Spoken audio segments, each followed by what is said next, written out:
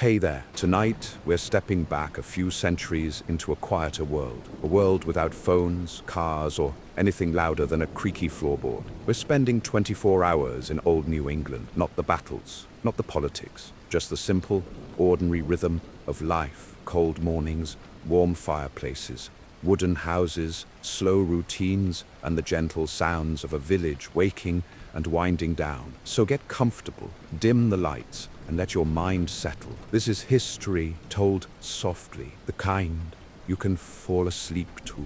You wake before the light, not because someone called your name and not because there's an alarm on a nightstand, but because the house itself seems to shift around you. The wood settles, a beam creaks softly. The world on the other side of the wall is colder than your blanket wants it to be, and your body feels that change before your eyes are fully open. The first thing you really notice is the cold. Not the kind where you think, maybe I should turn the heat up a little, but the kind that makes your breath form a soft, white cloud in the air. It hangs above you for a moment, then slowly fades into the darkness of the small room. Your nose is chilled. Your fingers search for the edge of the blanket and pull it closer, trying to hold onto that last pocket of warmth. You're lying on a narrow straw mattress, the filling rustling slightly every time you move. The blanket over you is heavy wool, rough in some places, patched in others. It has been used for years, maybe by more than one person before you, but it's thick enough to keep the worst of the night outside your skin. The bed frame is simple, wooden, a little uneven, but solid in the way things were built when people expected them to last. As your eyes adjust, the room slowly appears out of the shadows. There is a small window, the glass uneven, edged with a delicate pattern of frost that looks almost like feathers. A few pegs on the wall hold clothes for the coming day. In one corner sits a wooden chair, and beside it a small chest with the family's few extra linens or garments. There are no decorations, no paintings, no clock ticking on the wall. The space is plain, but it has a certain quiet dignity, shaped more by necessity than by choice. Somewhere below you, the first sounds of the day begin. A soft metallic scrape, a dull, gentle thump. Someone is working at the hearth, stirring last night's embers, pushing new wood into place. In a New England house like this, the fireplace is more than just a feature. It is the heart of the home. It cooks the food, warms the rooms, dries the clothes, and holds back the deep winter cold. If the fire went out completely in the night, the morning would begin with a harder, slower struggle. You sit up and the cold immediately presses closer. The air against your face and neck feels sharper now that you've left the warm pocket under the blanket. When your feet touch the floor, the wooden boards are almost shocking in their chill, like stepping onto stone. The old wood creaks under your weight, but it's a familiar sound, one that has begun countless mornings before this one. You dress in the dim light, not choosing from a closet full of options, but pulling on the same simple clothes you wear most days. A linen shirt, a woolen garment over it, stockings that have been mended again and again, ties and laces instead of buttons and zippers. Clothing here is practical and precious. Every piece has been spun, woven, cut, and sewn by hand. Nothing is wasted, and nothing is owned in excess. Outside, a rooster finally breaks the fragile silence with his sharp, confident call. He doesn't care if anyone is ready to wake up. In this world, he is the alarm clock, reliable, loud, and completely indifferent to your feelings about mornings. Somewhere in the distance, you might hear the faint lowing of cattle or the soft shuffle of a horse in a small barn. But the overall soundscape is still gentle, still sparse. As you move toward the stairs, the house speaks to you in its own language. A draft whispers through a narrow gap near the window. The railing under your hand feels smooth from years of use. Each step downwards releases a small, familiar creak, announcing your movement to anyone already awake below. There are no light switches to flip, no screens to glow you into alertness. Only the growing hint of warmth and light from the room beneath you. At the foot of the stairs, a soft, orange glow spills out from the hearth. The fire has taken hold now, sending flickers of light across the stone and wooden walls. The air here is still cool, but no longer biting. You can smell smoke, dry wood, and the faint lingering scent of whatever was last cooked in the iron pot hanging over the coals. Someone, perhaps a parent or the eldest in the household, has been up for a while already, working quietly to make sure the rest of the family doesn't wake to a frozen home. They might look up as you step into the room, give you a simple nod or a quiet greeting. Words are not always necessary at this hour. The rhythm of the morning is known by everyone. The fire must be fed, water must be fetched. Eventually, breakfast must be prepared. But for a moment there is just this, the contrast between the cold of the night and the slow return of warmth, the feeling of a house and a day coming gently to life. Outside the small frosted window, dawn is only just beginning. The sky is still more night than morning, a dim gray slowly pushing back the black. The village, the fields, the forest beyond, they all lie waiting in the quiet. There will be work and chores and tasks that repeat themselves day after day. But right now, in this first stretch of time before sunrise fully arrives, everything is still soft around the edges. Your day in old New England has begun, not with noise, not with rush, but with a quiet house, a waking fire, and the slow, patient unfolding of another ordinary morning. The room downstairs is still dim, lit only by the earliest glow of the rekindled fire. The hearth never truly sleeps, but it does fade during the night, shrinking into a soft orange memory of yesterday's warmth. In old New England, this fading is expected, almost ritualistic. What matters is whether the embers survived, and this morning they did. Someone in the household has already crouched before the hearthstone, sleeves pushed back, hands careful but practiced. They brush away the thin layer of ash, searching for that faint, living heat hidden beneath the gray surface. It takes patience to find it, a small pulse of warmth, a spark no larger than a pebble.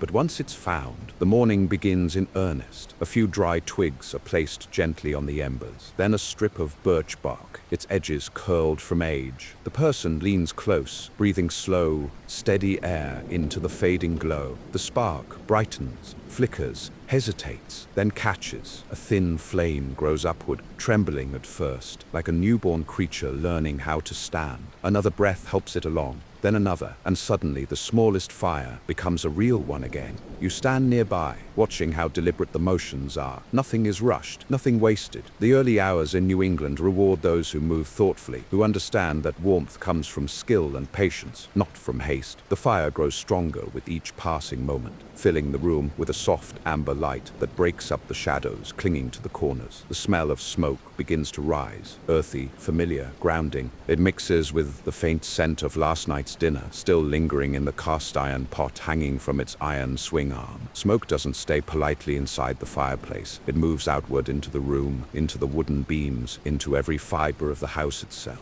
Over the years, it becomes part of the building's memory, a scent no one here will ever find unpleasant. As the fire strengthens, the room begins to lose its sharp edges of cold. Your fingers no longer sting when you hold them out to warm them. The boards beneath your feet feel less like ice and more like wood again. The house feels alive now, softly cracking, settling, waking with the slow dignity of a place built to endure long winters.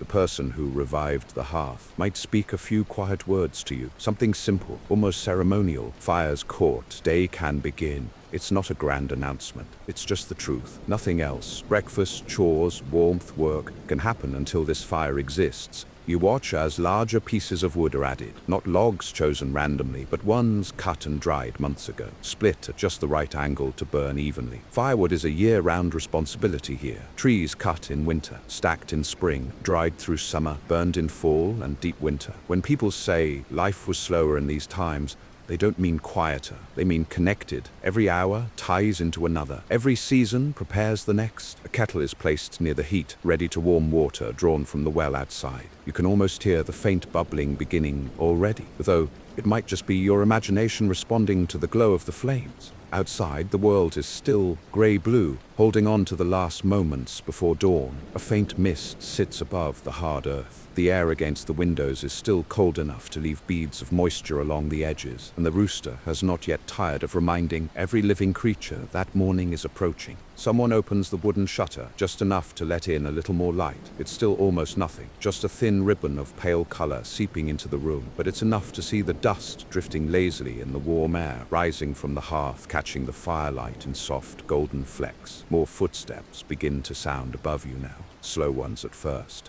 reluctant, sleepy, followed by quicker ones, the lighter steps of younger members of the household. The house is transitioning from silence to life, not suddenly, not all at once, but gradually, like a song with a long, gentle introduction. A hand reaches for a wooden ladle. Someone else places a pot closer to the flame. A third person moves a bench toward the hearth, offering a seat to warm up before the real work of the day begins. But everything, every movement, every task, every plan, traces itself back to this simple moment. The fire returned to life. The embers are no longer fading memories of heat. They are the center of the home again, the anchor of the morning, the quiet heartbeat of old New England awakening. And with the hearth alive, the house can finally rise with the day. The fire has settled into a steady, warm glow by the time the rest of the house begins to stir. The room around you is now wrapped in a soft orange haze, the shadows on the walls slowly shrinking as the light strengthens. It's still early, far earlier than most people in the modern world would consider morning. But in old New England, the day begins when the fire says it begins. Above you, the slow rhythm of footsteps becomes more distinct. One set of steps is heavy, deliberate, as though the person walking is still shaking off sleep. Another is lighter, quicker, almost eager, the sound of someone young who sees the morning as a fresh adventure rather than a responsibility. The creaking of the floorboards becomes a kind of household language, one that tells you exactly who is up and who is still fighting with their blanket. A door opens upstairs with a long wooden sigh. Someone coughs, the sound muffled and groggy. A child's voice murmurs something soft, maybe a question about breakfast or the weather, or why mornings always feel colder than nights. The adults answer in quiet tones. No one raises their voice this early. The day hasn't yet earned that kind of energy. Soon figures begin to descend the staircase. First comes a parent or elder, shoulders still wrapped in a shawl or woolen overcoat, hair slightly disheveled, hands already warmed from tending the fire. Then come the children, their faces still soft with sleep, their expressions shifting between reluctance and curiosity as they glance toward the hearth.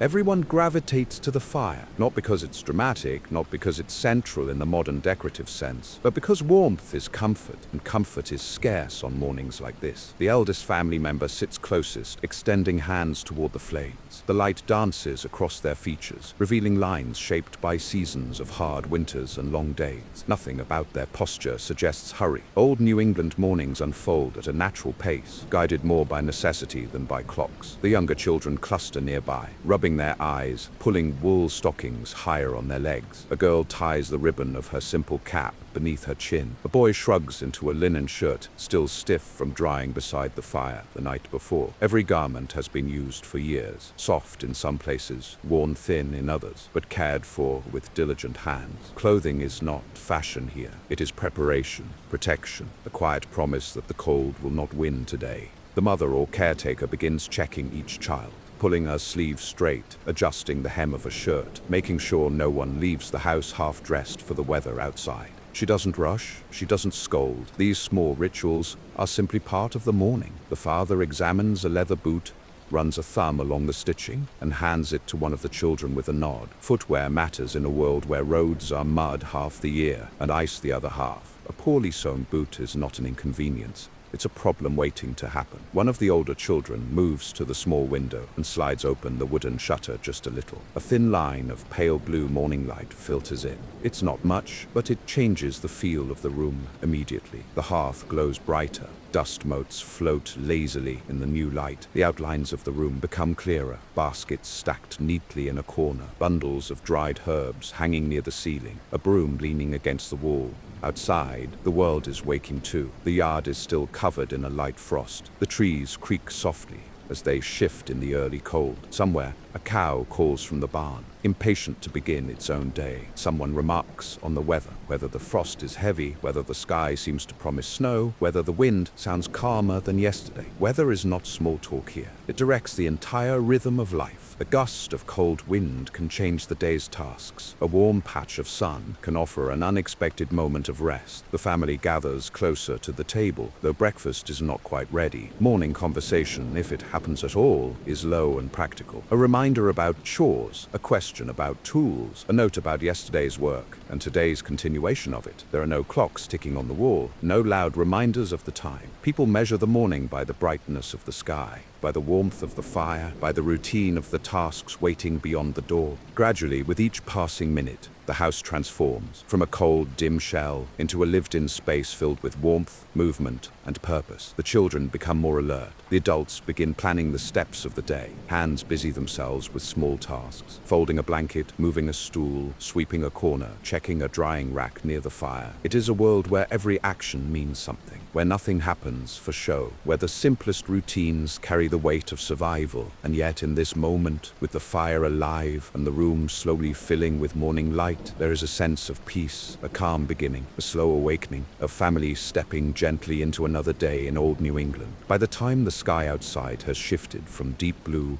to a soft, cautious gray, the fire is strong enough for the morning meal to begin. No one announces breakfast. No one calls the family to the table. In old New England, the rhythm of the household is so steady, so practiced, that everyone simply moves toward the next task without needing to be told. The table is simple, wide wooden planks joined together, worn smooth by countless meals, scrubbed with sand and water until the surface feels soft beneath the fingers. A few wooden bowls sit stacked at one end. In another corner rests a small heap of wooden spoons, each one carved by hand, slightly different in shape and weight. Nothing matches, but everything belongs. The fire crackles steadily now, warm enough for cooking. Someone swings the iron pot closer to the flames. It hangs from a heavy metal arm that can be pulled nearer or pushed farther depending on the heat needed. Inside the pot is the start of the day's first meal. A simple porridge made from cornmeal or oats, thickened slowly through the morning as the fire builds. The sound of a spoon stirring inside the pot fills the room with a soft, steady rhythm. Each circle loosens a faint steam that rises into the air, carrying the earthy scent of grain and smoke. Breakfast here is not elaborate. It is meant to warm the body, settle the stomach, and give enough strength for the hours of work ahead. Someone slices a small loaf of bread, dense, uneven, baked in the hearth just a day or two before. The knife moves slowly, pressing through the crust, revealing the warm, coarse crumb inside. Bread like this is kept carefully, wrapped in cloth, cherished because it represents hours of kneading, rising, tending to fire, and patience. Nothing is wasted. Every crumb has a purpose. A jug of milk is placed on the table, cold from the night, collected the evening before during chores. If the cow gave more milk than usual, there might even be a small bowl of cream, thick, soft, and precious. Some mornings there might be apples left from last autumn's harvest, stored in the cool cellar beneath the house. On rare days, a bit of leftover meat from last night's stew adds an unexpected richness to the meal. Today is simpler, today is quiet, today feels like porridge, bread, milk, and the first shared warmth of the day. The family gathers at the table, not with haste, but with a kind of slow, practiced order. The eldest may sit closest to the fire, warming chilled hands before lifting a spoon. Children settle into their places with soft thuds of wooden stools and quiet rustling of wool garments. No one eats before the head of the household gives a brief nod, sometimes accompanied by a morning blessing, sometimes only a moment of silence that serves the same purpose. Conversation, if it appears at all, is soft and practical. Someone asks whether the weather looks steady enough for field work. Someone else wonders if the cow will need extra hay today. A child might ask about a chore, or whether the ice in the well seems thicker than usual. No one speaks loudly. Voices stay low, blending with the gentle bubbling of the pot and the occasional crackle of the fire. The porridge is ladled into bowls, steaming and fragrant in its simplicity. Bread is passed around. A spoon clinks against the rim of a cup as milk is poured. These sounds are subtle but deeply familiar. The soundscape of a morning repeated across generations. The warmth of the food spreads slowly through you, softening the lingering chill from the night. You can feel the heat in your hands as they cup the bowl. You can feel it in your chest with each bite. Outside, the frost begins to melt along the edge of the window pane, creating tiny droplets that slide down the uneven glass. Even the light seems to settle. The gray of dawn shifts into a pale gold, casting long, quiet shapes across the table. Shadows of spoons, bowls, and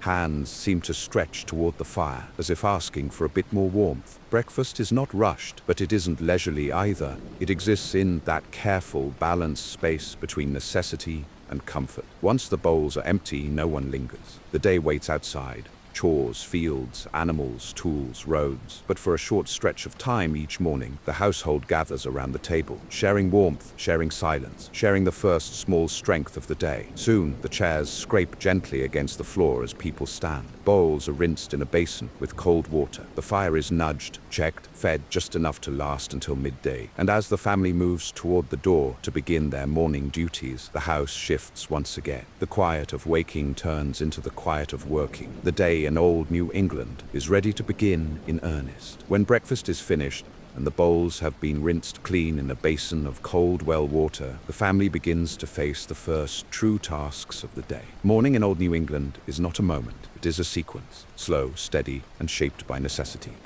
As the light outside shifts from pale gray to a clearer, cooler blue, The household steps into their routines with a quiet sense of purpose. The door opens with a wooden groan, and the first breath of outdoor air rushes in. It is colder than the air inside, humid, sharp, almost metallic. You feel it immediately against your face and along your hands, and the small warmth remaining in your sleeves escapes into the morning. The ground outside holds the night's frost. Each step across the yard makes a faint crunching sound, like cracking the thinnest layer of ice. Your first task is water. The well stands a short distance from the house, surrounded by stones smoothed by years of footsteps. The rope is stiff from the cold. When you pull it hand over hand, the wooden pulley above you creaks slowly, an old, rhythmic sound that was once new but now belongs to the landscape. The bucket disappears into the darkness of the well, striking the surface of the water with a muffled echo. The climb back up is slower, heavier, as the rope digs slightly into your palms. When the bucket reaches your hands, the water inside is shockingly cold. A faint mist rises from it, as if the well holds a piece of winter in its depths year-round. You carry it carefully back toward the house, mindful of your steps. Water is too valuable to spill,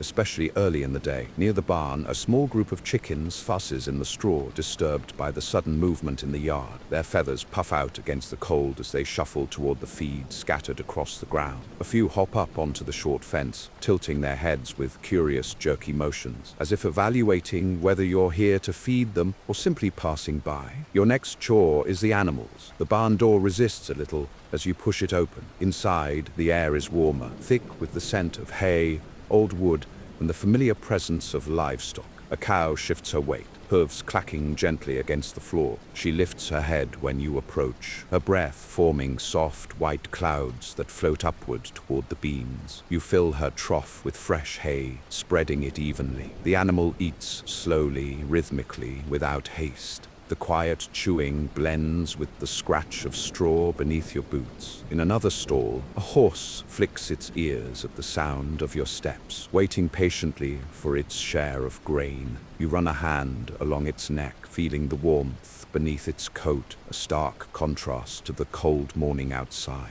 Animals here do not wait for comfort, they wait for care. Steady, dependable care delivered each day at almost the same time, with almost the same motions, regardless of weather or fatigue. Once the animals are fed, you move toward the woodpile beside the house. Even from a distance, its structure is clear. Neatly stacked logs, split precisely to ensure even burning. The pile represents hours of work that happened months earlier. Cutting trees, splitting wood, stacking each piece in a way that lets the wind dry them through the summer and fall. You choose logs carefully, selecting a few to replenish the hearth inside. The weight of them grounds you, steady and solid. Wood is warmth, survival, and preparation all at once. Carrying it feels like participating in a cycle much older than yourself. A few younger children join in now, pulling small sticks into bundles or gathering fallen branches from the yard. Their breath rises in small white puffs as they hurry to keep up. They might not understand the deeper meaning of the work yet, but they understand enough. The day begins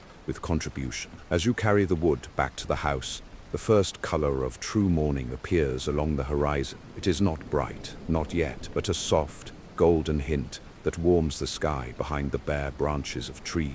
The frost on the ground sparkles faintly, as if reflecting the beginning of another day's promises. Inside, the fire welcomes the new logs with a crisp crackle. The room grows warmer, and the contrast between outdoors and indoors sharpens. Hands that felt stiff moments ago begin to loosen. The smell of burning wood strengthens slightly, mixing with the remaining traces of breakfast. The chores continue in small, steady motions. A broom across the doorway, a bucket of water carried to the hearth, boots placed near the fire to dry, tools checked for the tasks ahead. There is no rush.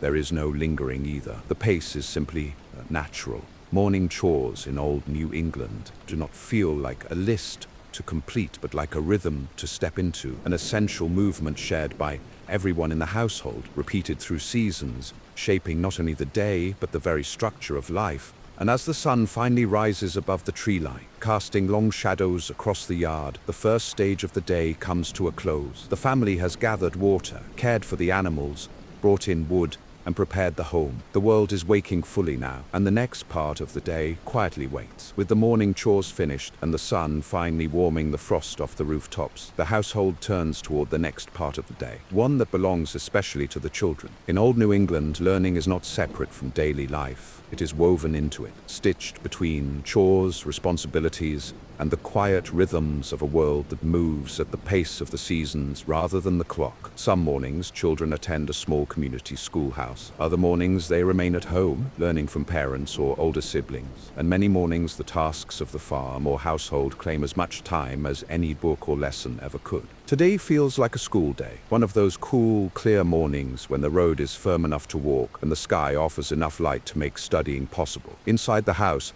the children gather near the hearth, fastening their wool caps, smoothing their stockings, pulling on mittens that have been patched repeatedly through winters past. Their clothes are simple, practical and worn, but layered well enough to keep the cold at bay during the walk ahead. A small satchel hangs from each child's shoulder. Inside, just a few items: a slate board, a stick of chalk, maybe a scrap of paper if the family managed to spare it, and a treasured book if the household owns one. Books are rare here, expensive, precious, often shared among families, passed from one child to another until the pages grow thin and the ink begins to fade. The Bible is the most common text used for reading practice, writing lessons and memorization. Literature is not part of daily study yet, not in a world where survival takes precedence over poetry. Before the children leave, an adult gives them a few simple instructions, nothing dramatic, just reminders repeated through the years. Mind the road, share the slate, help each other, return before chores. The children nod. Instructions in this era are rarely negotiated. They simply become part of the structure of the day. The walk to the schoolhouse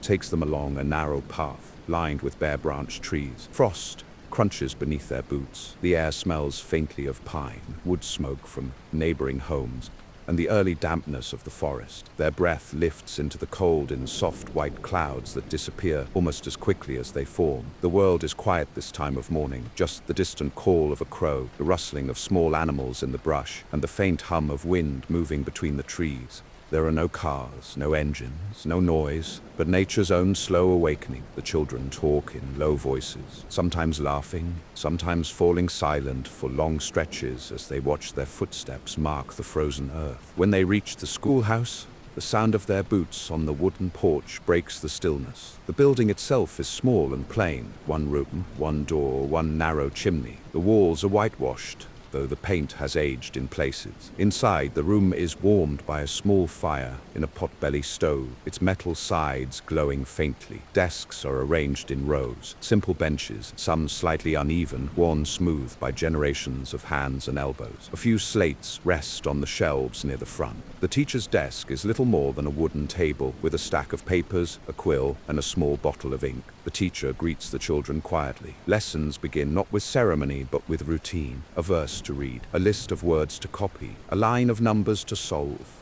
A shared book held carefully between two students. Those who finish early help others, or practice writing the alphabet again and again on their slates. Chalk dust gathers on their fingers and sleeves. Outside, the sunlight grows brighter, stretching long beams through the windows and casting warm shapes across the floor. Meanwhile, younger children, or those needed at home, remain in the household. Their learning takes a different shape, woven into work. A child helping to card wool may learn counting by sorting the fibers into measured bundles. A child assisting in the kitchen may learn fractions while measuring grain or flour. A child shadowing a parent outside may learn the seasons by observing the soil, the frost, the sky. Here, knowledge doesn't arrive only from books. It arrives from the land, the weather, the work, and the people who guide each day forward. By midday, lessons will end, not because the clock says so, but because daylight is not meant to be spent indoors. Chores wait, animals need tending, meals must be prepared, water must be carried again. The rhythm of the day determines the rhythm of learning. But for now, in these few morning hours, the children are students, sitting in a one-room schoolhouse, sharing books, copying letters, tracing the slow, steady path toward understanding the world around them. In old New England, education is not separate from life. It is life, woven into each quiet morning, each walk through the frost, each moment of curiosity shaped by hands,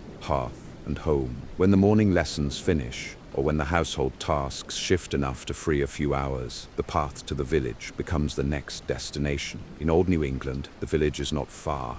yet it feels like its own world entirely. The road connecting home to town is more than a route. It is the quiet thread tying together daily life, community, and the slow-moving rhythm of early America. The walk begins with a simple preparation: a wool shawl pulled tighter, a hat adjusted against the cold, boots checked for stitching that might not survive the day. There is no rushing. Nothing demands speed. The world moves at the pace of footsteps, and footsteps move as steadily as the terrain allows. As you step onto the road, you first notice its texture: hard-packed earth, uneven and rippled from seasons of wagon wheels, horse hooves, and rain. In the warmer months, the path can be dusty, the air carrying faint, dry particles that settle on clothing. In autumn, the road softens into mud, thick and heavy, clinging to boots with every movement. But today, the ground is cold and firm, with a thin crust of frost still clinging to its surface. Each step creates a soft crunch that echoes faintly through the trees. The trees, tall and bare in this season, stand like quiet witnesses along the roadside.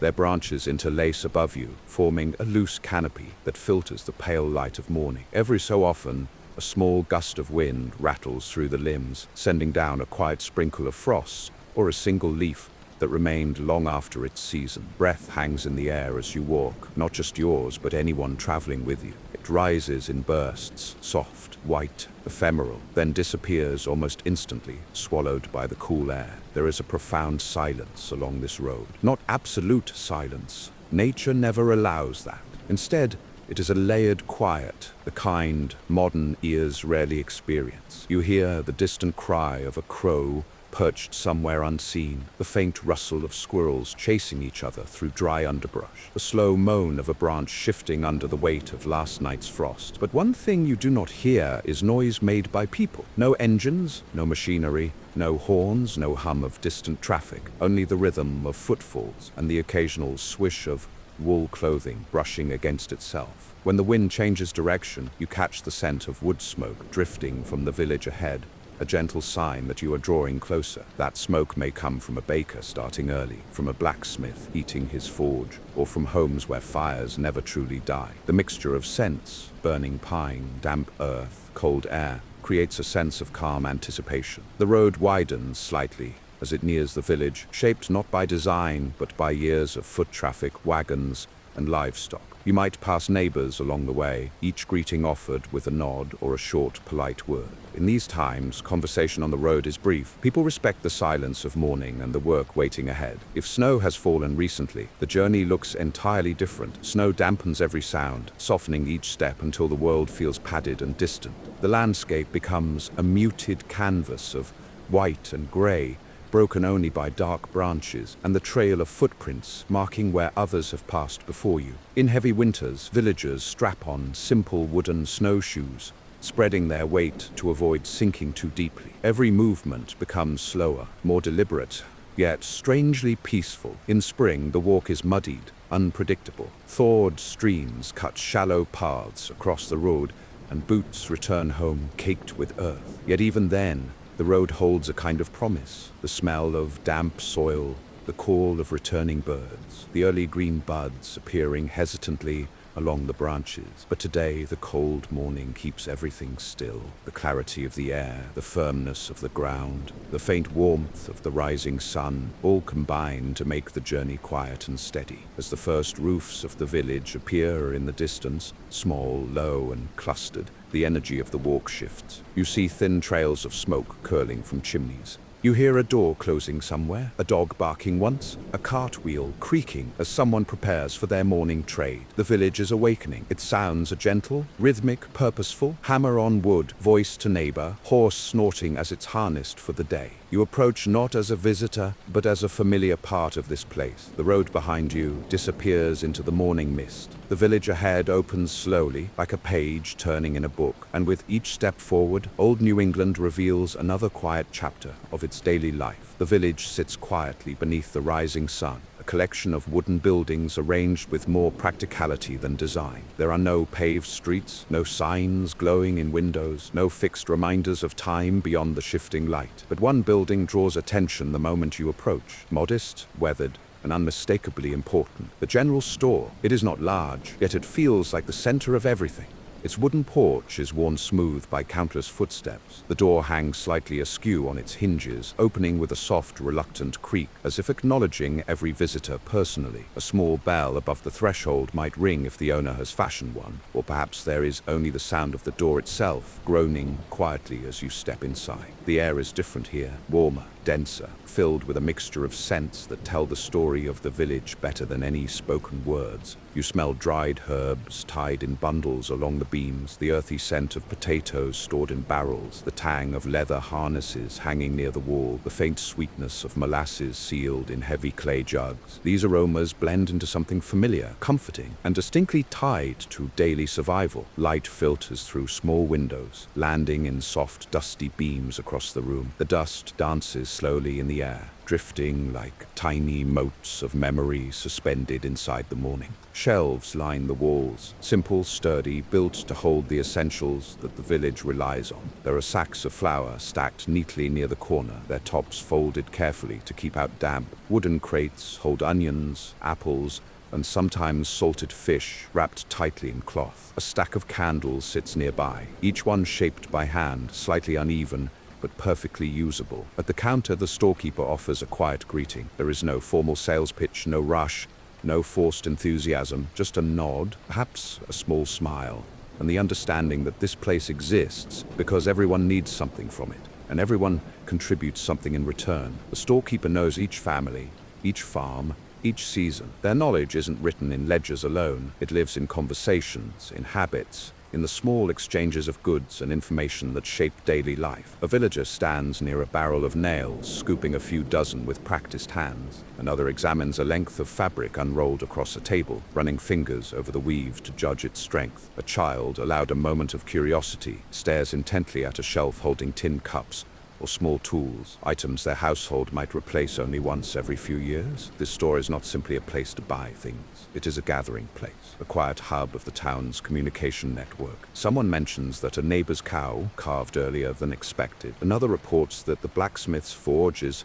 burning hotter today, which means repairs might be finished sooner. Someone else brings news of travelers spotted on the road, rare distant figures moving through the region. None of this is spoken with urgency. All conversation is soft, steady, respectful of the slow morning and the long tradition of exchanging news face to face. Behind the counter sits a large ledger, its pages thick and slightly yellowed. The storekeeper records each purchase not with cash. Many families rarely use money, but with notes of credit or barter. 5 pounds of flour exchanged for a dozen eggs, a bolt of cloth offset by helping repair a roof, a tin lantern traded for half a day's work splitting firewood. Trade here is fluid, built on trust. People pay what they can, when they can. Debt is not shameful, it is simply part of life in a world where currency is as much time and labor as it is coin. A small barrel near the counter contains letters delivered from distant towns, thin folded papers sealed with wax, addressed in shaky ink. Mail arrives sporadically, carried by travelers or riders who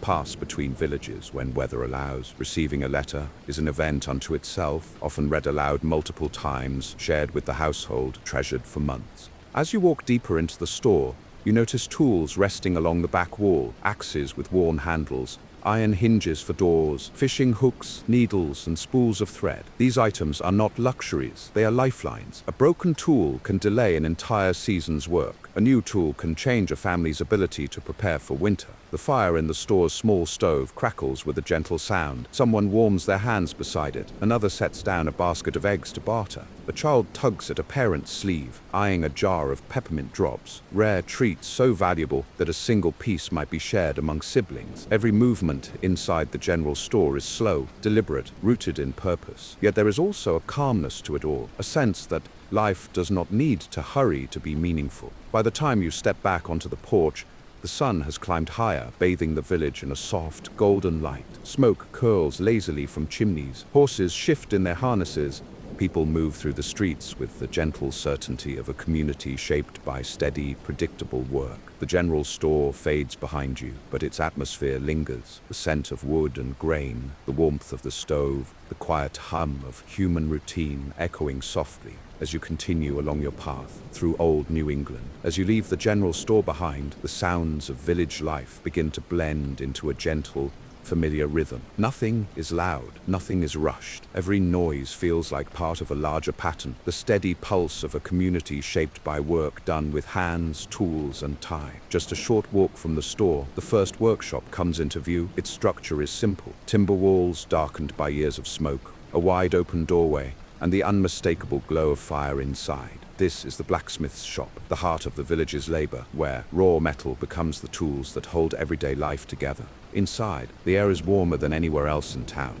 The forge breathes heat into the room, its coals glowing bright orange and red. The blacksmith moves with deliberate precision, lifting a bar of iron from the flames with long tongs. When he lays it across the anvil, the room fills with a soft hiss and the faint shimmer of rising steam. Then, the hammer falls, not violently but rhythmically, like a steady heartbeat. Clang, clang, clang. Each strike shapes the iron a little more, straightening, curving, flattening, depending on the day's needs. A horseshoe, perhaps, a hinge, a hook, a nail, tools repaired and reshaped, nails forged one by one. Every item in this space carries the mark of human touch, of time spent, of heat endured. Sparks scatter across the floor in tiny bursts of light, disappearing before they land. The blacksmith wipes his brow with the back of his sleeve, leaving a faint streak of soot across his skin. He nods as you pass, but he does not pause in his work. Pausing means cooling, and cooling means beginning again.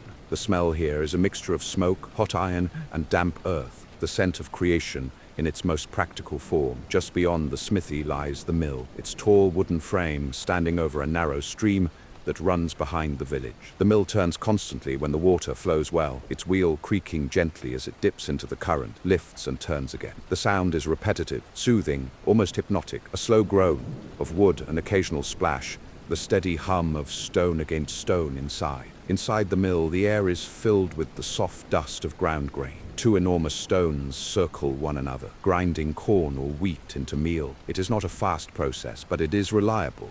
More reliable than grinding by hand at home. The miller moves between tasks, checking the stones, adjusting the wooden gears, scooping meal into sacks to be taken back to the general store or exchanged with families who brought grain earlier in the week. His clothing is coated lightly with flour, giving him the look of someone who moves inside a cloud. His voice is quiet when he greets you, not out of disinterest, but because the mill's rhythm encourages softer tones, slower words. The building feels like a place where loud voices would disturb the work itself. Leaving the mill, you follow a path that leads between small workshops scattered through the village. Each has its own rhythm, its own scent, its own set of sounds. A cooper works by the open door of his shed, bending long wooden staves, shaping the curve of a barrel. He uses fire to soften the wood, clamps to hold the shape, metal hoops to bind the pieces together. Barrels here are essential for storing flour, water, salted fish, cider, anything that must last through a harsh winter. Each barrel takes time. Each barrel is meant to endure. Next to the cooper's shed, the carpenter shapes planks on a workbench worn smooth by years of use. Shavings curl away from his plane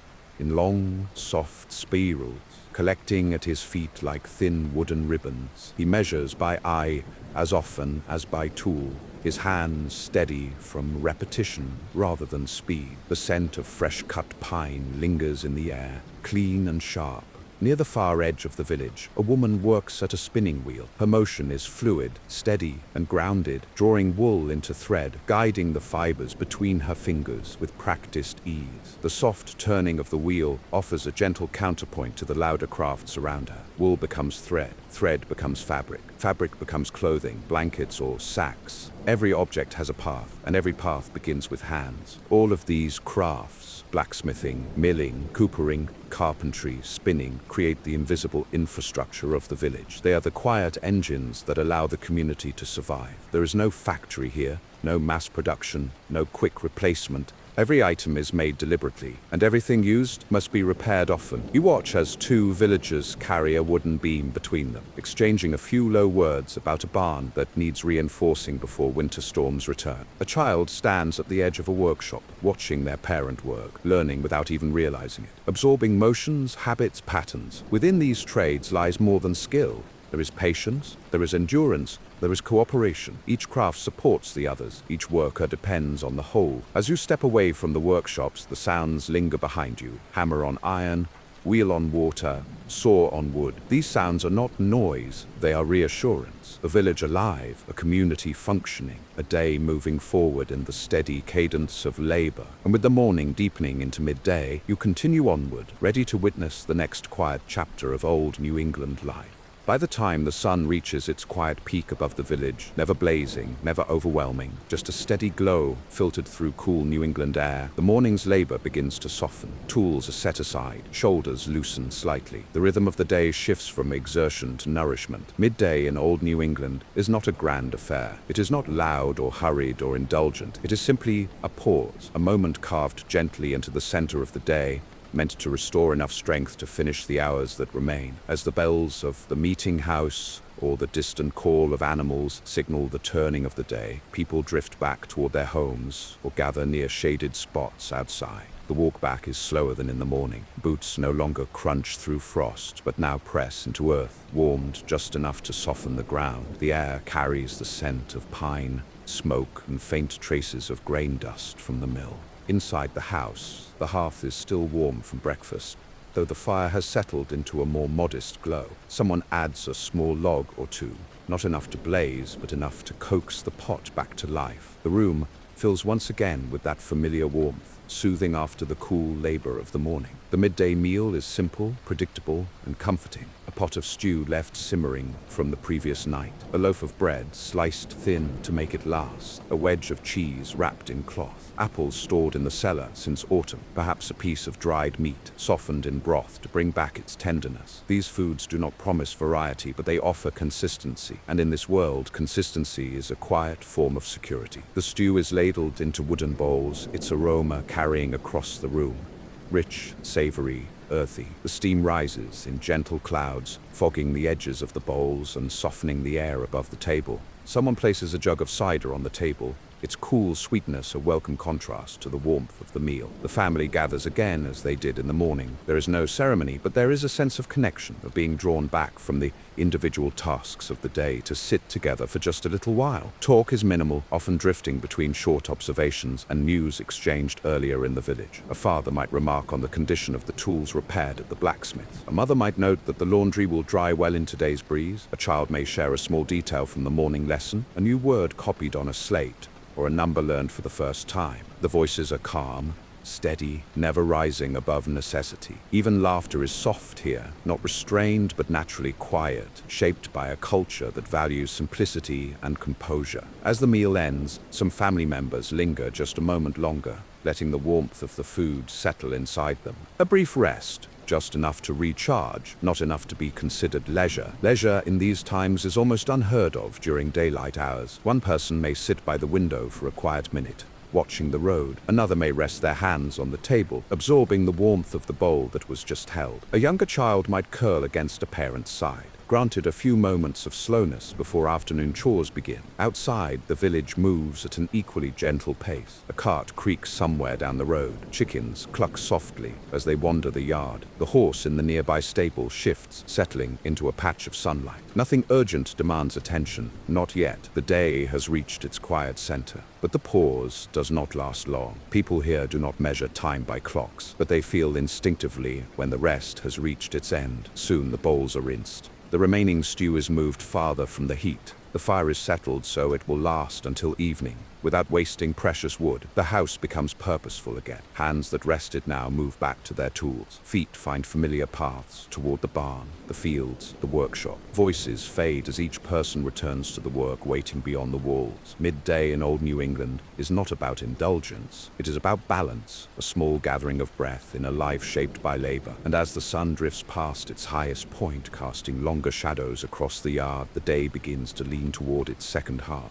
Quietly, steadily, and with the same gentle determination that carries every hour in this world. When the midday pause settles into memory, and the bowls are cleaned and set aside, the village returns almost instinctively to motion. Afternoon in old New England is not a separate chapter of the day, but a continuation of the morning's quiet determination. The sun hangs lower now, stretching its light across the fields and roofs, softening the edges of everything it touches. This part of the day belongs to work, not rushed work, not frantic work, just the steady, rhythmic tasks that shape survival. Outside, the fields wait. Even in seasons when crops lie dormant, there is always something to tend. Winter brings the clearing of fallen branches, mending of fences, repairing of tools that will be needed when the thaw returns. Spring asks for soil to be turned, seeds to be planted, land to be measured by instinct and memory. Summer demands effort from dawn to dusk, weeding, watering, inspecting. Autumn calls for harvest,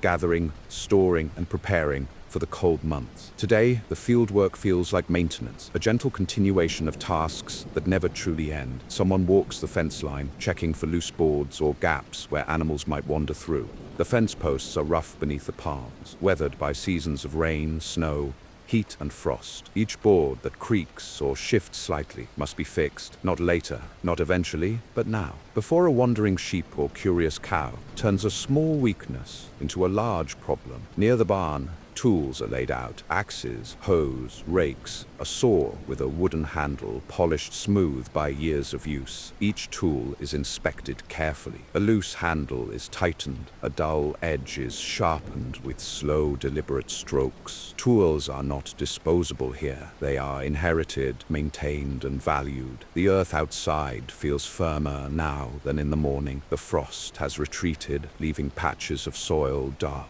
and slightly damp. A farmer moves across this ground in measured steps, learning its texture, feeling its readiness. They bend to pick up stones pushed up by the winter, tossing them gently into the growing pile at the field's edge. Stone walls build themselves over generations this way, each year adding a few more pieces shaped by the land. Closer to the house, the rhythm shifts. Here, the work belongs to hands that shape cloth, mend tears, and create what the village needs, one thread at a time. A woman sits near the window where afternoon light spills across her lap. A spinning wheel turns steadily, the wooden parts clicking in soft repetition. Wool, gathered and carded earlier in the season, passes between her fingers as she draws it out into fine, even thread. The motion is fluid, so familiar that her hands seem to work independently of thought. The wheel hums, a quiet, comforting sound that blends with the distant calls outside. Children passing by can read the wheel's rhythm as easily as words on a page. Steady spinning means peace in the household. A broken tempo might mean a snag or knot that needs attention. Nearby, an older child or another adult works a loom. The fabric grows slowly, each pass of the shuttle adding another line to the cloth that will become a garment, a blanket, or a sack. The loom creaks in a repetitive pattern, soothing in its predictability. And somewhere in the corner, a small pile of clothes waits to be mended, a sock with a hole at the heel, a shirt with a seam that has begun to fray, a wool cap that needs its edge stitched tighter for winter. Mending is not an inconvenience. It is simply part of life. Clothing is cherished, worn to its limits, then reshaped to serve again. Outside, someone repairs the roof of a shed. The hammer taps lightly, never rushed, knowing that a hurried strike can split wood or bend a nail. Another person checks the traps set along the forest edge, not to hunt aggressively, but to supplement food stores and make use of whatever the land provides. Children take part too, each according to their age and ability. A younger child gathers sticks for kindling. Another helps brush down the horse or carry a bucket of water. An older one shadows a parent, learning the unspoken rules of tools and survival. No task here is small. No contribution is ignored. This world operates on shared effort. The sounds of the afternoon blend into a quiet symphony. The creak of leather harnesses, the crisp snap of twigs underfoot, the whisper of wool sliding through fingers, the soft clack of a loom, the gentle tap of a hammer, the distant murmur of voices working side by side.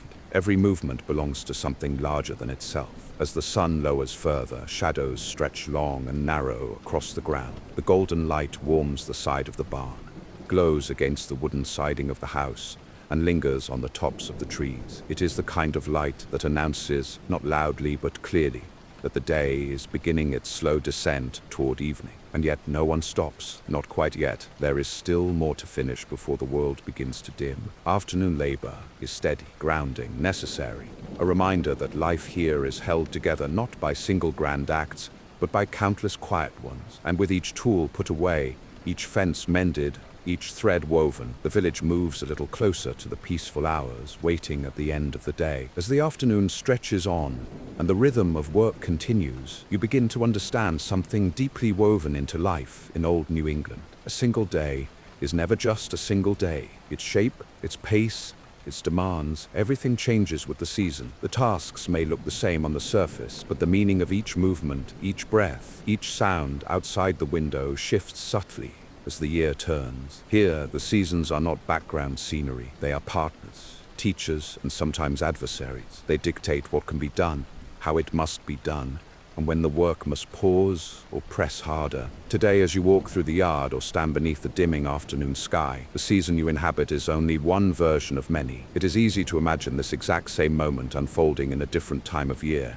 and how differently it would feel. Winter, short days, long shadows. If this were winter, the afternoon light would already be slipping away, the day wrapped in an early dusk that arrives before you are ready. The ground beneath your boots would crunch with frozen snow, hard-packed by weeks of cold. The wind would carry a sharp bite, sliding under collars and cuffs no matter how tightly they were tied. Tools would be stowed earlier, not because the work is complete, but because the cold makes effort heavier. Life in winter is about endurance, managing the small reserves of daylight, keeping the fire steady, protecting the livestock, hauling water when the well forms a crust of ice overnight. In the fields, the earth sleeps deeply. In the barns, warmth is precious. Every breath rises invisible clouds. Every movement conserves energy. And the house, lit by only a few candles, becomes a refuge, its walls holding in heat with quiet determination. Spring, mud, melt, and renewal. If this were spring, the yard would be a soft mess of mud and thaw.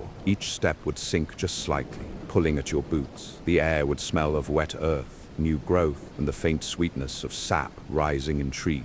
The sound of dripping water from rooftops, from branches, from the edges of the barn would create a gentle rhythm across the land. Spring is a season of preparation. Tools are checked, soil is turned, seeds are sorted and planned, animals give birth, fences are repaired after winter storms, children splash unintentionally through puddles on their way to chores. The wind, though still cold, carries the promise of warmth. The sun lingers a little longer each day. Life feels restless, eager, on the edge of becoming busy again. Summer, heat, growth, and long hours. If this moment belonged to summer, the fields would be alive with green. Rows of corn, beans, or squash would sway gently in the warm breeze. The sun would be bright, direct, and relentless, casting sharp shadows across the yard. Insects hum, birds call from the trees, and the air feels full, thick with sound, warmth, and the scent of plants growing fast. Summer days are long and demanding. Work begins early and stretches into the late glow of sunset. Water must be carried often. Tools grow warm to the touch. Clothes cling with sweat. But summer also brings abundance. Berries ripening at the forest edge,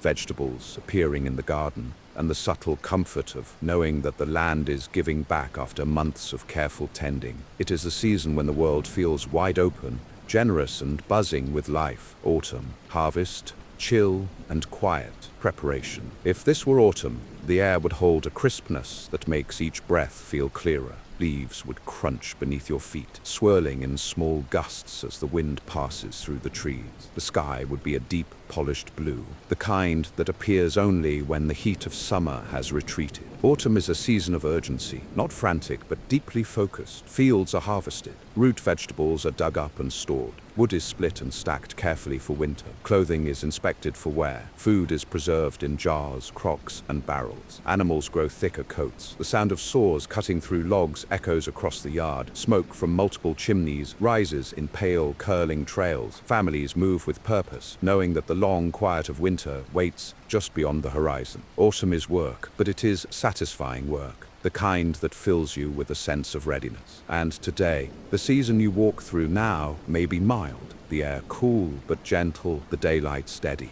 But as you stand near the barn or walk the edge of the field, it becomes clear this same moment, this same house, this same family, this same village lives a different life in each season. Winter tests, spring awakens, Summer pushes, autumn prepares, and every task done today echoes into tomorrow and into the next season, waiting quietly in the wings. In old New England, the year is not divided by the calendar, but by the work it demands, the challenges it brings, and the quiet lessons it offers. And as the sun shifts lower now, coloring the world in long shadows and warm hues, you feel how deeply the seasons shape this place, this life, this hour. The afternoon is nearing its end, but the day still has chapters left to unfold. As the afternoon light softens toward evening, you begin to feel a subtle thread that ties the village together, not through work or trade or daily routine, but through community. In old New England, where homes are separated by stretches of field and forest, and where labor fills most hours of every day, the moments of gathering carry a quiet significance. They are not loud, they are not elaborate, they are not frequent, but they are steady, returning each week like a heartbeat the community can rely on. And nothing embodies this more than Sunday. At the center of the village stands a simple building, plain wood, straight lines, a roof built for endurance rather than decoration. This is the meeting house. It serves as church, town hall,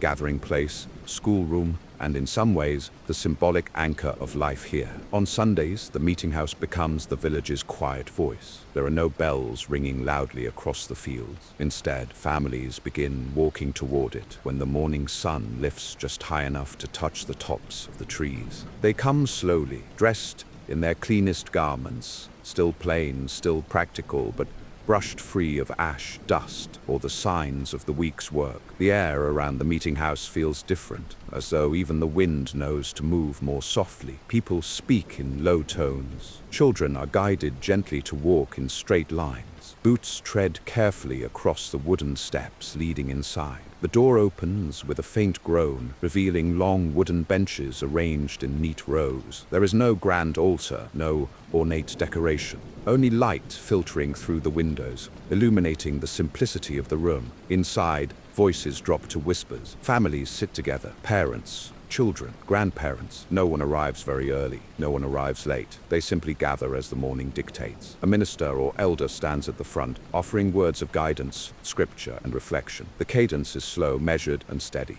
Even those who struggle to follow every word find themselves lulled by the rhythm, the soft hum of communal breathing, the creak of benches as people shift, the faint whisper of wind pressing against the walls. The gathering lasts for hours, though time is felt differently here. Without clocks or schedules, the community senses collectively when the morning service draws to a close. After the meeting ends, villagers linger outside the building. They do not rush home. Instead, they stand in small clusters, exchanging news about the week, about the weather, about family members or neighbors who were unable to attend. These conversations are gentle, never heated, never hurried, simply people reconnecting after days spent in their own routines. A farmer speaks with another about a fence that needs mending. A mother asks how an elderly neighbor is faring after a harsh winter. Children circle around each other, shy at first, then loosening into soft laughter. Sometimes someone brings a basket of apples to share. Sometimes a family travels from a nearby village to join the gathering, bringing stories from farther down the road. Sometimes a letter is read aloud, shared with the group because its news feels important to all, not just to one household. No one speaks of business on Sundays, not formally. Trade waits until the week begins again. Today is for stillness and connection. Even the landscape seems quieter. The air is crisper. Leaves move more slowly. Smoke from chimneys rises in straighter lines, as if the day itself is holding its breath. Not every gathering happens on a Sunday. Sometimes neighbors come together to raise a barn, the entire village contributing a day's work to build something one family could never construct alone. Sometimes there is a quilting circle, where women sew through the afternoon, sharing stories as they pass fabric from hand to hand. Sometimes a neighbor falls ill, and meals are prepared and delivered without request. Sometimes the weather turns suddenly, and people check on one another before tending to their own homes. Community here is woven from these quiet acts, small gestures that accumulate into a strong,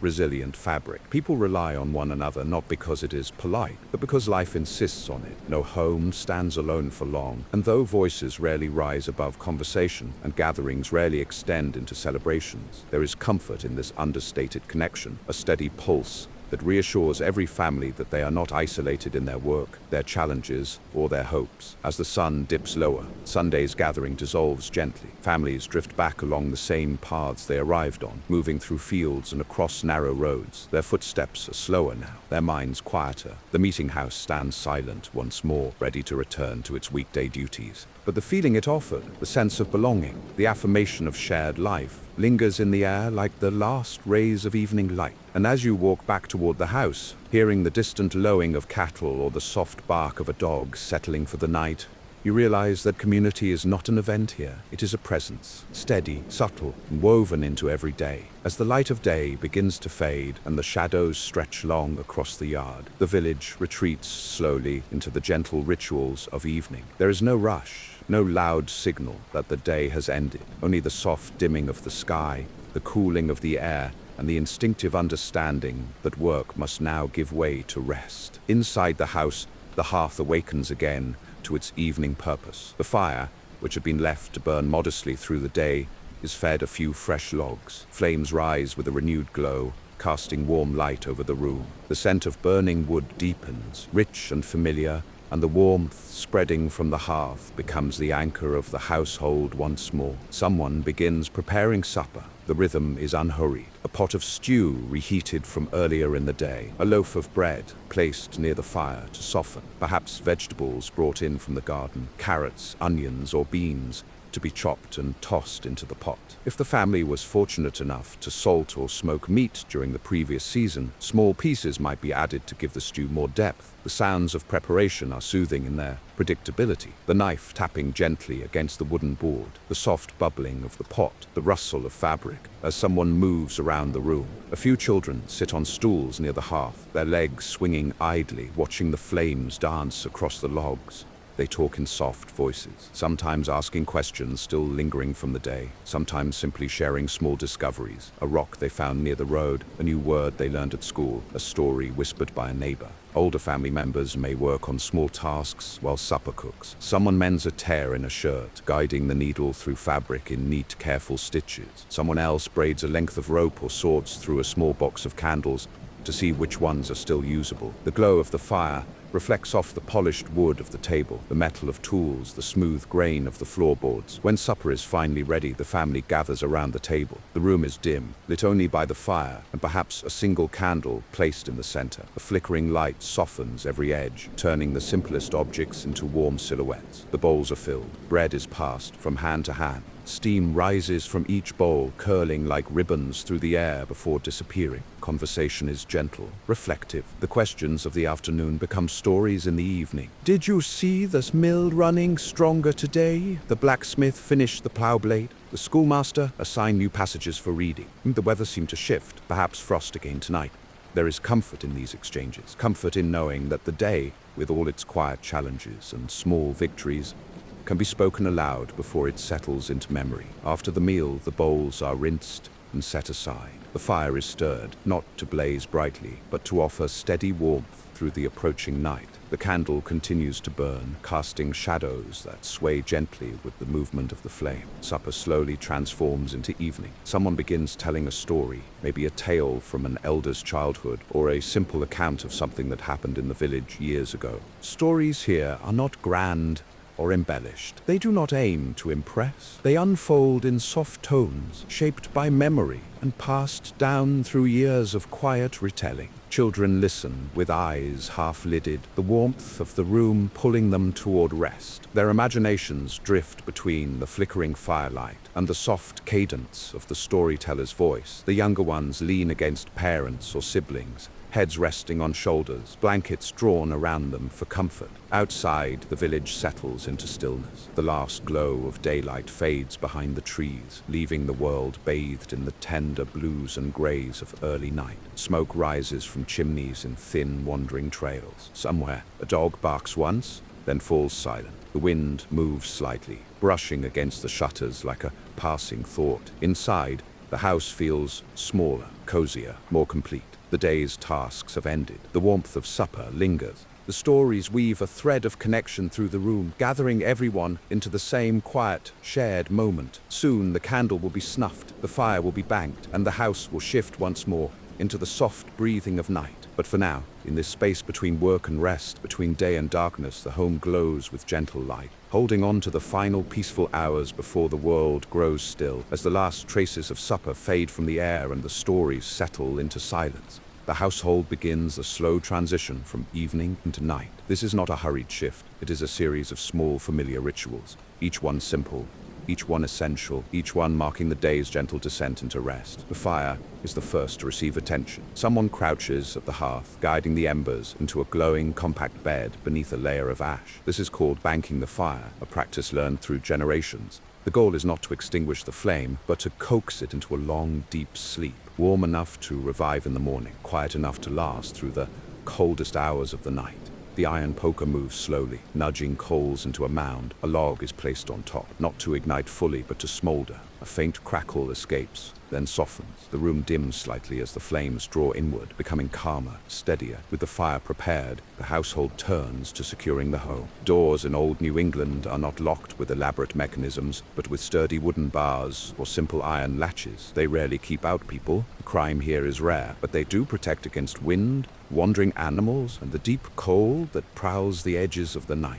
The eldest in the family lifts the bar into place. It slides into its brackets with a familiar, satisfying weight. The sand is soft but firm, signaling that the world outside is now separate from the warmth within. Windows are checked next. Shutters are drawn closed, blocking out the last traces of moonlight or starlight. A draft feels its way through a crack in the frame, and someone stuffs a piece of cloth into the gap to keep the cold from creeping inside. These tasks seem small, almost trivial, but they mean comfort, they mean safety, they mean a night of easier sleep. Around the room, candles burn low, their flames flicker, stretching tall for a moment, then bowing gently back. Wax pools at their bases, catching the glow and reflecting it in soft, wavering shades. One by one, the candles are extinguished. A small puff of smoke rises after each snuffing, curling toward the rafters, carrying with it the faint scent of burnt wick. In the quiet that follows, the sound of the house becomes more noticeable. The groan of a settling beam, the whisper of wind brushing against the shutters, the steady, rhythmic breathing of the people inside. Children prepare for bed first. They gather blankets warmed by the hearth, clutching them tightly as they climb the stairs. Their small footsteps echo lightly across the wooden boards. Upstairs, each bed is simple. Straw mattress, woolen cover, maybe a single pillow filled with feathers if the family owns one. The children whisper to each other in tones barely above thought, sharing a final sentence or two before sleep overtakes them. In the main room, the adults finish the last tasks of the day. Someone wipes down the table, someone folds cloth, someone places tools in a corner, ready for use tomorrow. These motions are slow, intentional, shaped not by urgency, but by an innate understanding that order at night makes the morning gentler. There might be a moment, brief, quiet, when the adults sit near the dimming hearth, enjoying the last warmth before heading to bed. The fire's orange glow paints their faces in soft light, highlighting the lines etched by years of weather, work, and endurance. Their thoughts drift not toward worry, but toward reflection. They think about the field that needs tending tomorrow, the repairs waiting at the barn, the weather that might shift overnight. They think of their children sleeping above, of the food stored in the root cellar, of the tools hung neatly in their places, of the seasons turning slowly, faithfully, as they always have. Worries do exist here, but they are quiet, practical, grounded. Life is uncertain, yet steady, hard, yet full of meaning, demanding, yet deeply connected to land, family, and time. When the final candle is out and the last whisper fades, the house becomes a world of shadows and warmth. Footsteps ascend the stairs. Floorboards release gentle creaks beneath tired bodies. The night clothes are simple, often the same garments worn through the day, but loosened for comfort. Hands brush against rough wooden banisters, polished smooth by generations of use. In the darkness, beds welcome their occupants with familiar sounds. The soft rustle of straw,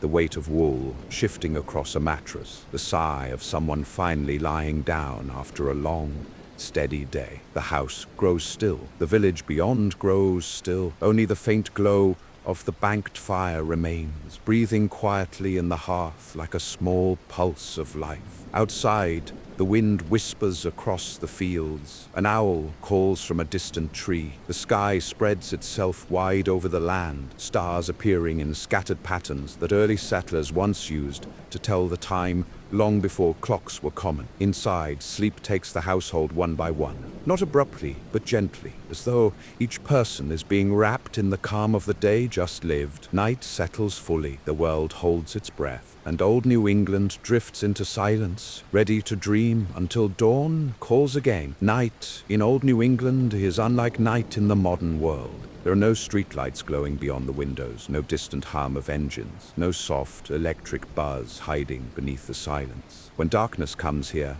it arrives fully, completing itself in layers, soft, heavy, and absolute. The house that only hours ago echoed with footsteps and quiet conversation now rests in a stillness so deep it feels almost alive. The only remaining light comes from the faint ember glow of the banked fire, flickering gently behind its blanket of ash. Its dim, orange pulse spreads across the hearthstones, casting thin, wavering shadows that stretch across the floor before dissolving into darkness. Upstairs, the family sleeps. The rooms are cold, sharper than one might expect, but the weight of blankets, the heat of shared beds, and the closeness of bodies create small islands of warmth beneath the woolen covers. Some children curl tightly around themselves. Others drift into sleep sprawled loosely across their straw mattresses. A quiet creak of a board beneath a shifting foot or a sleepy sigh from one bed to the next barely stirs the stillness. The house itself seems to breathe. Wood expands and contracts with the night air. Beams groan softly in their ancient joints. The wind pressing against the shutters creates a low, steady hum. These sounds are old companions, never sharp, never alarming, simply reminders that the home is a living thing, shaped by the world around it. Outside, the night spreads across the village. The sky is wide and dark, pierced only by stars that shine colder and brighter than in places where artificial light competes for attention. Constellations, familiar to those who farm these lands, trace out shapes and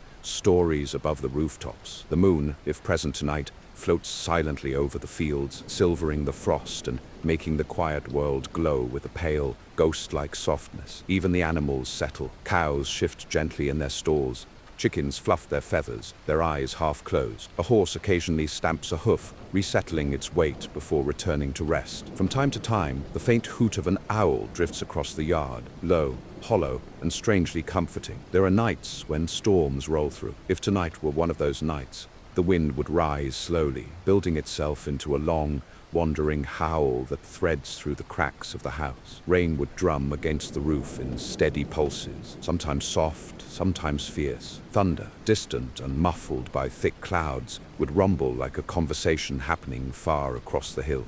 And yet, even storms here feel different, less like disruption and more like part of the land's endless shift between calm and challenge. The people inside understand this. They do not fear the storm, they accept it. The house is built for these nights, for these winds, for these seasons repeating across generations. On quieter nights, nights like this one, the stillness takes on a deeper tone. It becomes a blanket of its own, wrapping around the village, encouraging rest in ways that defy explanation. The cold air sharpens the silence. The dark sky adds weight to the quiet. Every minute feels stretched and softened, as if time itself slows down to match the steady rhythm of the sleeping world. Inside the house, dreams settle gently. A mother dreams of the next planting season, imagining rows of green sprouting from the dark earth. A father dreams of the river thawing in spring, the water rushing freely once more. Children dream of small adventures, following a trail into the woods, chasing fireflies in summer, sliding across a frozen pond in winter. These dreams are simple, grounded, shaped by the world around them. They do not race, they do not overwhelm, they drift softly just as the night drifts around the house. The banked fire gives one last crackle, a tiny shifting sound beneath the ashes. The dim glow brightens slightly, then softens again. Even the fire dreams in its own way, holding on to its warmth until dawn returns. In the deep night, nothing is urgent, nothing demands to be solved, nothing calls for attention except the slow, steady pulse of life continuing in this small, quiet world.